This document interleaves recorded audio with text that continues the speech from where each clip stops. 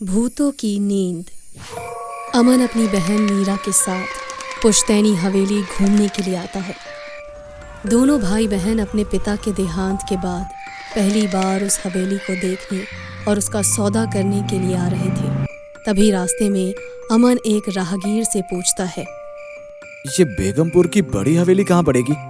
हम रास्ता भटक गए हैं। भाई साहब, आप भटके हैं तभी तो यहाँ आए हैं।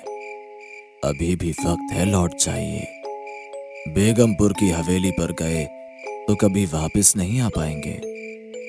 मीरा ये सुनकर गाड़ी से झांक कर कहती है, छोड़िए ना, कोई सनकी है, खाली पीली की बातें कर हमें डरा रहा है। आजकल की फिल्मों ने सबका दिमाग खराब कर रखा है। हाँ मीरा, हवेली का नाम आया ही नहीं कि भूतों के किस्से शुरू।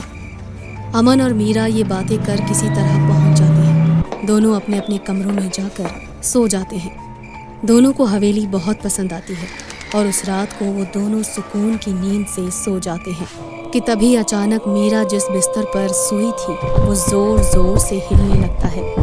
मीरा की आंख एकदम से खुलती है और वो कहती है, कौन है? कौन है यहाँ? भैया, आप मुझे डराने की कोशिश कर रहे हो ना? क्या कर रहे हो आप? मीरा को कोई जवाब नहीं आता। मीरा जैसे ही उठने की कोशिश करती है, कोई उसके दोनों पैर पकड़कर उसे खींच देता है और मीरा की चीख निकल जाती है।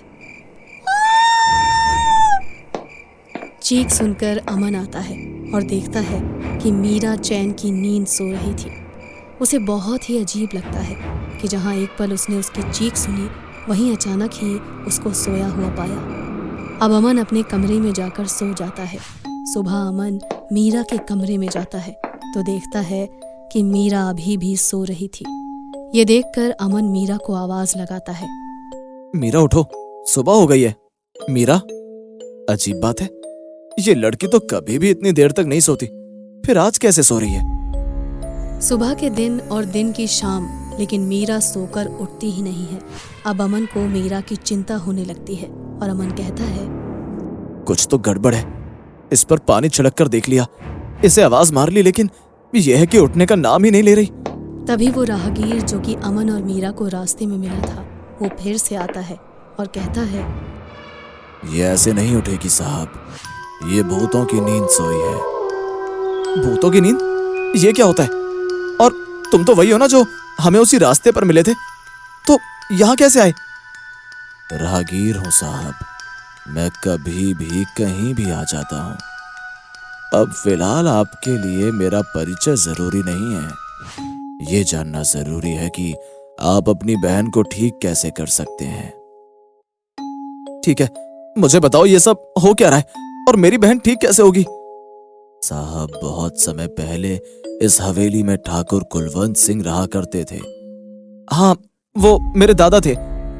कुलवंत सिंह की एक बेटी थी जिनके बारे में शायद आप नहीं जानते होंगे, क्योंकि उनके बारे में सारे नामो निशान कुलवंत सिंह ने मिटा दिए थे। इस हवेली में काम करने वाले एक मजदूर से प्यार करने लगी थी और जब ये बात कुलवंत सिंह को पता चल गई।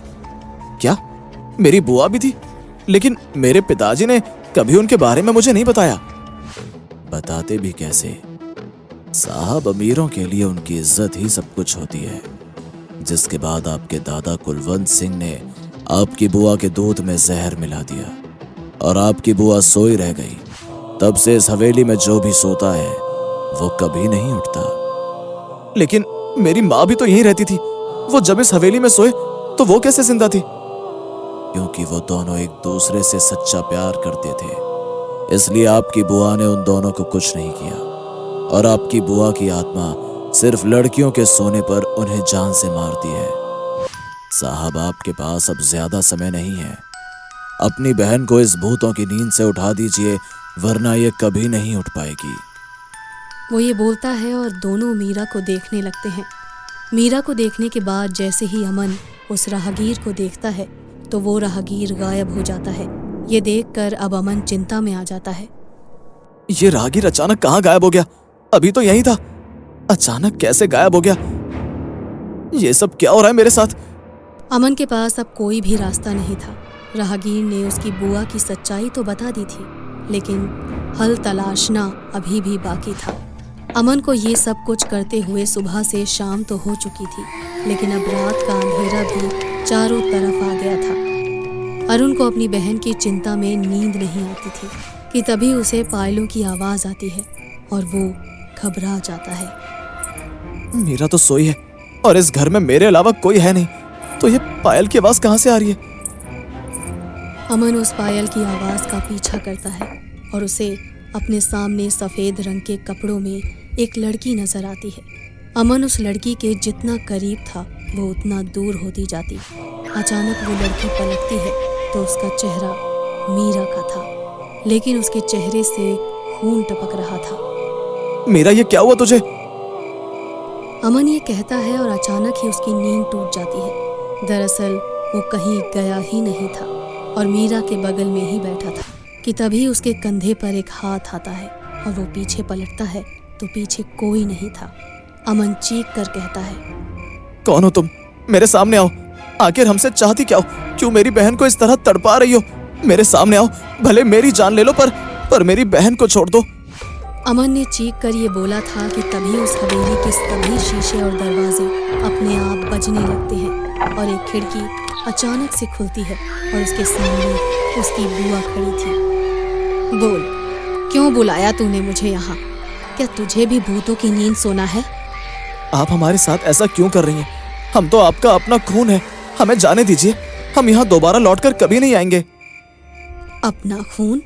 अपना खून तो मेरा बाप भी था, जिसने मुझे जहर देकर मार दिया।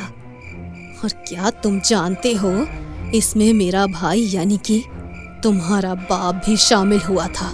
बुआ जी, आपके साथ जो हुआ वो सब गलत था, मैं ये बात मानता हूँ, लेकिन इसमें मेरी या मेरी बहन की क्या गलती? क्योंकि इसने इस वंश में जन्म लिया है। अगर ये भी किसी से प्यार करेगी और गलती से अगर वो गरीब हुआ तो तुम लोग उसे भी जीने नहीं दोगे और उसे भी मार दोगे। इससे अच्छा है कि मैं इसे ही मार दूं। जमाना बदल गया है बुआ जी। ये हक मेरी बहन का है कि उसे किसके साथ रहना और किसके साथ शादी करनी है। मैं उसे अपनी पसंद के लड़के से शादी करने के लिए कभी मना नहीं करूंगा। तभी वहाँ वो राहगीर अचानक वापस प्रकट होता है और कहता है, सुमन, अब तो तुमको तसल्ली मिल गई ना। अमर अपने दादा और अपने पिता जैसा नहीं है, और आप तो मेरा हाथ थामो और चलो मेरे साथ। हम दोनों ये दुनिया छोड़कर चले जाते हैं। हम दोनों ये दुनिया छोड़कर चले जाते हैं? आप कौन हो और यहाँ फिर से कैसे आ गए? मैं वही मजदूर हूँ जिससे तुम्हारी बुआ प्रेम करती थी। तुम्हारे दादा ने तुम्हारी बुआ को जहर देकर मार दिया, और इसकी जुदाई में मैंने भी एक गाड़ी के नीचे आकर अपनी जान दे दी। मुझे बहुत अफसोस है जो भी आप दोनों के साथ हुआ। भगवान आपकी आत्मा को शांति दे। मैं आपसे वादा करता हूँ कि ना ही मैं अपनी बहन को उसके प्यार से मिलने पर कभी रोक लगाऊंगा और ना ही किसी और को ऐसा करने दूंगा। वादा करता हूँ आपसे, हर इंसान जिसके साथ रहना चाहे उसके साथ रह सकता है। अमन ये कहता है कि तभी वहाँ पर एक दिव्य प्रकाश उजागर होता है, जिसके बाद में उस राहगीर की और अमन की बुआ की आत्मा हवा में विलीन हो जाती है और भूतों की नींद से सोई हुई मीरा एकदम से नींद से उठती है और अमन को अपने गले लगा लेती है। भैया, अभी क्या हुआ था? मैं कब से सोई थी। मुझे ऐसा क्यों लग रहा है कि जैसे मैं जन्मों की नींद लेकर उठी हूँ। मेरी बच्ची, तू जन्मों की नींद नहीं, भूतों की नींद लेकर उठी है। ये सब छोड़ो, अपना सामान बांधो, अब हमें यहाँ से चलना चाहिए। मैं जल्दी इस हवेली का सौदा किसी से कर देता हूँ। अमन और मीरा अपना सामान बांधकर वहाँ से चले जाते हैं। अब अमन की बुआ और राहगीर की आत्मा को भी मुक्ति मिल जाती है और इस तरह अमन को अपने परिवार की एक सच्चाई का पता चलता है और वो ये सबक भी सीखता है कि आज के बाद वो कभी किसी प्यार करने वाले को अलग नहीं करेगा।